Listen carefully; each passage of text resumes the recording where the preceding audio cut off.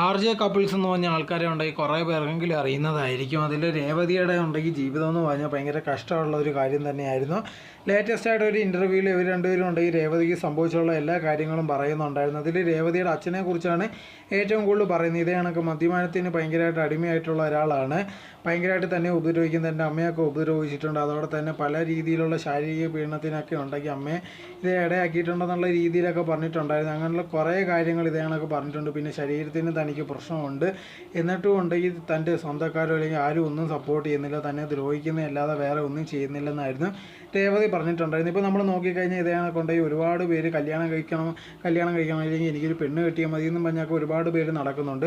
ഇപ്പോൾ ഇതേ കണക്കത്തുള്ള ഒരു റിലേഷൻഷിപ്പിലോ അല്ലെങ്കിൽ ഇതേ കണക്കത്തുള്ള കാര്യങ്ങളിൽ പോകുന്നതിലോ ഒരു തെറ്റുമില്ല. പക്ഷേ നിങ്ങളുണ്ടെങ്കിൽ ഫിനാൻഷ്യലി കേപ്പബിൾ ആണോ, അതല്ലെങ്കിൽ നിങ്ങൾക്ക് ക്യാരക്ടർ നല്ലതാണോ, അങ്ങനെയൊന്നും ആരും നോക്കുന്നില്ല. ഇപ്പോൾ ഒരു സർട്ടൺ ഏജ് കഴിഞ്ഞാൽ അവർ കല്യാണം കഴിപ്പിക്കണമെന്നുള്ള രീതി മാത്രമേ ഫാമിലി നോക്കുന്നുള്ളൂ. അതല്ലാതെ ഇതേ കണക്ക് അവനുണ്ടെങ്കിൽ നല്ല ഫിനാൻഷ്യൽ ഉണ്ടോ അല്ലെങ്കിൽ അവർക്ക് നല്ല ഫിനാൻഷ്യൽ ഉണ്ടോ, ഇത് സെറ്റാകുമ്പോൾ അങ്ങനെയുള്ള ഒരു കാര്യങ്ങളും നോക്കാതെ ഇതേ കണക്ക് കുട്ടികളും ജനിപ്പിച്ച് അതിനുശേഷം ഉണ്ടെങ്കിൽ പ്രശ്നമായി അല്ലെങ്കിൽ കള്ളു കുടിച്ചോ ലഹരിക്ക് അടിമയായിട്ട് ഒരുപാട് പേര് ഇതേ കണക്ക് ജീവിതം തുലയ്ക്കുന്ന ഒരുപാട് പേരുണ്ട്. ഇതേ കണക്ക് ഇത് ചിലർ അഡ്ജസ്റ്റ് ചെയ്ത് ജീവിക്കും, ചിലരുണ്ട് ഇതേ കണക്കത്തുള്ളതിൽ പ്രശ്നം നിൽക്കാൻ പറ്റാതെ പോകുന്ന ഒരുപാട് പേരുണ്ട്. ഇപ്പോൾ നമ്മൾ നോക്കിക്കഴിഞ്ഞാൽ ലഹരി കാരണമാണ് ഒരുപാട് പേരുടെ ജീവിതം ഉണ്ടെങ്കിൽ നശിച്ചുകൊണ്ടേ ഇരിക്കുന്നത്. അതവർ മനസ്സിലാക്കുന്ന പോലുമില്ല.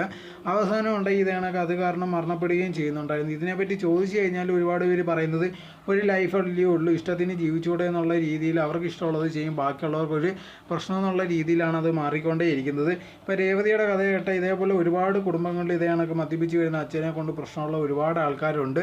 സോ അങ്ങനത്തുള്ള ഒരുപാട് പേരുണ്ട്. ഇത് ഫസ്റ്റിൻ്റെ സർക്കാരിൻ്റെ ഒരു കാര്യമാണ്. അവരിത് നിരോധിക്കുക അല്ലെങ്കിൽ ഒരു പരിമിതി എടുത്തു അങ്ങനത്തുള്ള ഒരു കാര്യങ്ങളും ചെയ്യത്തൊന്നുമില്ല. ഇതേ കണക്കത്തുള്ള സ്റ്റോറീസൊക്കെ കേൾക്കുമ്പോഴാണ് ഒരുപാട് ഇതേ കണക്കത്തുള്ള കുടുംബങ്ങൾ നമുക്ക് ഇടയിലുണ്ടെന്ന് മനസ്സിലാവുകയും ചെയ്യുന്നത്.